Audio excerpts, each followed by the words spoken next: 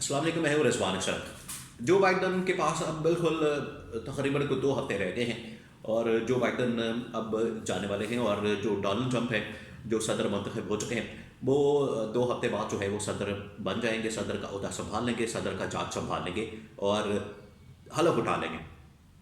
तो सदर ट्रंप आने से पहले जो है कुछ तैनातियां तो कर रहे हैं। वो जो तैनातियां हो रही हैं उसमें सबसे बड़ी जो तैनाती हुई है पाकिस्तान से मुतल्लिक और पाकिस्तान के मुतल्लिक बड़ी बातें हो रही हैं वो है रिचर्ड ग्रैनल की।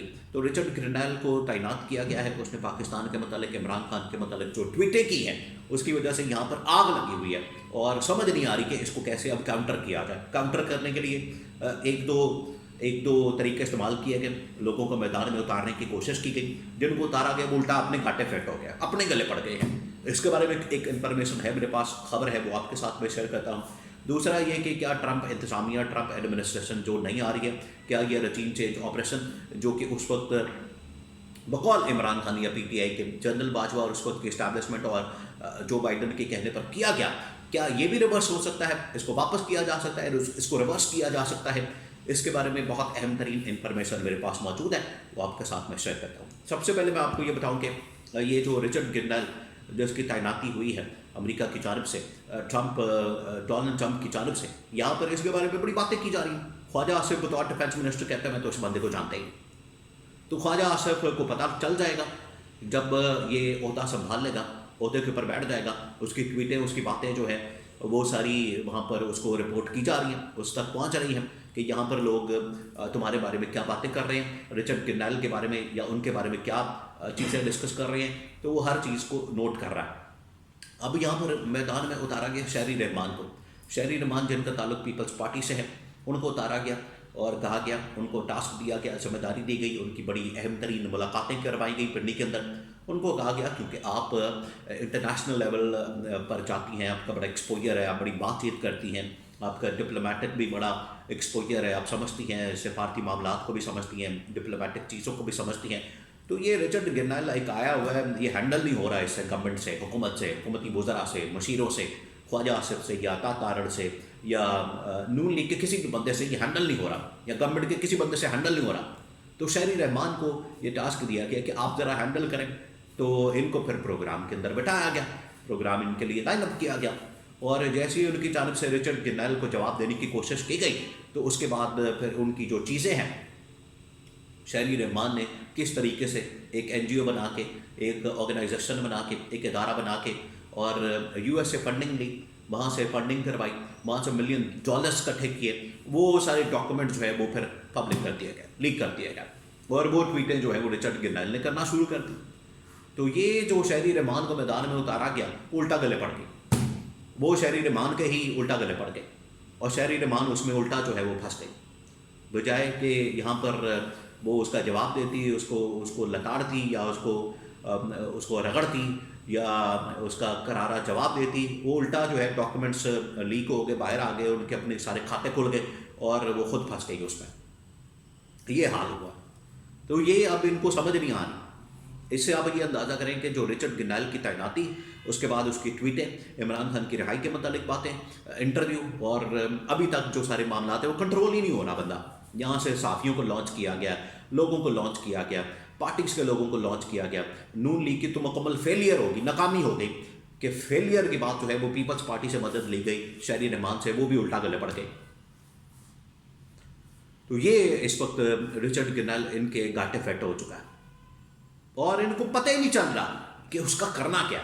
मुशाहिद हुसैन सैयद ने बड़ी ज़बरदस्त बात की। उसने कहा कि ये इसको पता ही नहीं है हुकूमत को, लोगों को, कि इसको काउंटर कैसे करना, अमेरिका के अंदर कैसे इसका तोड़ निकालना है। और ये यहाँ पर बैठे हुए इनको समझ नहीं आ रही है, फंस गए। ये कभी इधर जा रहे हैं, उधर जा रहे हैं, कभी उसको कह रहे हैं, कभी उसको कह रहे हैं, उसकी ट्वीटें देख रहे हैं, चेक कर रहे हैं और वो दबा के लगा हुआ है इनकी वो इमरान खान के मतलब बातें करने, रिहाई के मतलब, और इमरान खान की सपोर्ट कर रहा है और ये दौड़े लगाते फिर रहे हैं, कुछ पता नहीं चल रहा है इनको। तो ये एक खबर। और दूसरी जो अहम तरीन खबर है वो है ट्रंप एडमिनिस्ट्रेशन की जानब से, जो उस वक्त के अमरीकी सदर जो बाइडन की जानब से और उस वक्त के इस्टेब्लिशमेंट की जानब से एक रजीम चेंज ऑपरेशन करके इमरान खान की हुकूमत का जो तख्ता उल्टा गया, इमरान खान की हुकूमत को घर भेजा गया। जिस तरीके से रिचर्ड ग्रैनल अगर इमरान खान की रिहाई की बात कर रहा है, इमरान खान की आज़ादी की बात कर रहा है, इमरान खान को बार बार रिलीज़ करने की बात कर रहा है, डिमांड कर रहा है, बिल्कुल उसी तरीके से ये वाला जो ऑपरेशन है ये रिवर्स होगा। वो किस तरह से? वो इस तरह से कि ट्रंप इंतज़ामिया, ट्रंप एडमिनिस्ट्रेशन जो है वो तमाम जो आलमी लेवल के फैसले जो पिछले 4 साल में जो बाइडन के दौर में लिए गए हैं वो सारे के सारे रिवर्स होने जा रहे हैं। उसमें ये इसराइल वाली जंग भी शामिल है, यूक्रेन वाली जंग भी शामिल है, और पाकिस्तान के अंदर होने वाले रजीम चेंज ऑपरेशन का मामला भी शामिल है।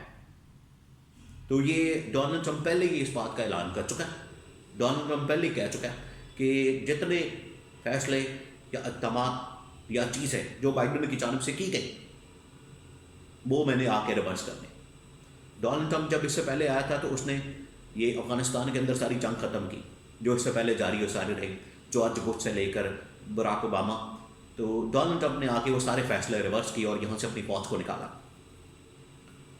तो डोनाल्ड ट्रंप आते साथ ही ये तमाम के तमाम फैसले लेगा और ये आखिरकार इमरान खान और पीटीआई के हक़ में जाएंगे और इमरान खान की रिहाई का बाइस बनेगी। इसी वजह से इनको ये टेंशन है, परेशानी है कि असीं तो फस गए हो, हुण की करिए, इनू दस ओनू दस, ओनू पुछ, इनू मशवरा कर, इहदे नाल कर, कोई हल नहीं निकलना इनके पास।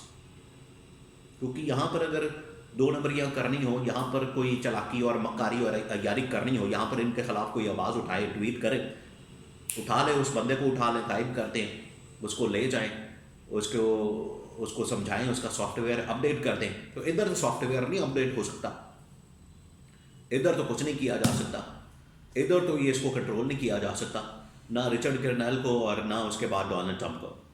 तो डोनाल्ड ट्रंप और रिचर्ड कर्नेल, डोनाल्ड ट्रंप की जो पूरी टीम है वो बड़ी तैयारी के साथ, भरपूर तैयारी के साथ वो आ रही है। और पाकिस्तान से रिलेटेड 2-3 अहम तरीन मामला हैं। एक है रजीम चेंज ऑपरेशन और दूसरा है इमरान खान वाला मामला। रजीम चेंज ऑपरेशन खुल गया तो ऑटोमेटिकली आपके ये पिछले 2.5 साल के अंदर जो वाक़यात हुए हैं, इमरान खान को निकालने से लेकर जाली हुकूमत बनाने और फिर उसके बाद जाली इलेक्शन और फिर उसके बाद जाली हुकूमत कायम करने, और ये सारे जो वाक़यात हैं ये सारे के सारे फारिग हो जाने, रिवर्स हो जाने।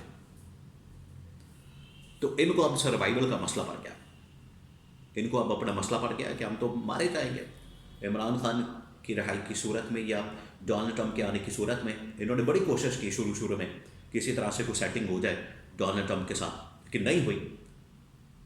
तो अब ये तमाम चीज़ें इनके गले पड़ने जा रही हैं, गांठें फिट होने जा रही हैं। इनको पता लगेगा, जो लोग नहीं जानते आजकल कहते फिर रहे हैं कि हम तो जानते ही नहीं कि ये कौन है, ये बंदा कौन है। तो चंद दिन इंतज़ार कर ले, चंद दिनों का इंतज़ार है, बाकी ज़्यादा दिन नहीं है, चंद दिन का इंतज़ार है। फिर उसके बाद इनको जो ये नारे लगाते थे ना कि मियाँ जदों आवेगा तो लग पता जावेगा, ऐ हुण ट्रंप जदों आवेगा तो लग पता जावेगा।